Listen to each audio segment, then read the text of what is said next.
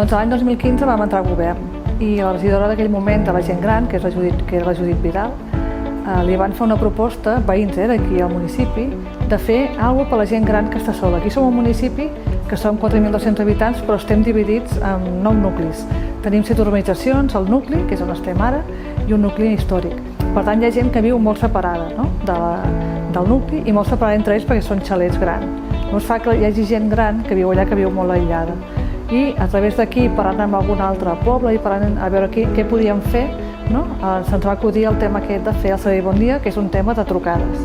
O sigui, la regidora de gent gran d'aquell moment el que va fer va ser buscar voluntaris i voluntàries que venen aquí de dilluns a divendres i el que fan és trucar a la gent per dir-los bon dia.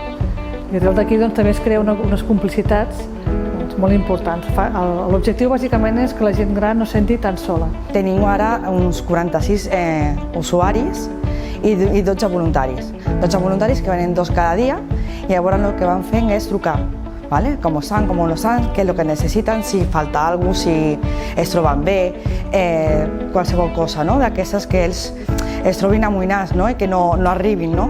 Després, si ells porten uns dies de que no agafen el telèfon o no es troben gaire bé o no es troben bé i no volen anar al metge, llavors nosaltres sempre tenim un telèfon que és del fill o d'alguna persona i llavors la truquem i llavors sí que fiquem l'anomalia que n'hi ha de que no vol anar al metge o fa dies que no agafa el telèfon.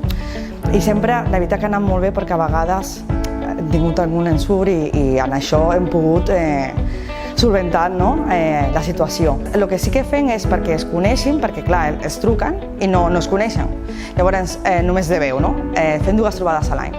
Una per l'estiu i una altra a l'hivern. La veritat que és bastant xulo, bastant emotiu perquè es presenten tots. Llavors, tu eres la del dilluns, la del dimarts. I la veritat que és un servei que és molt xulo i en voluntariat molt més.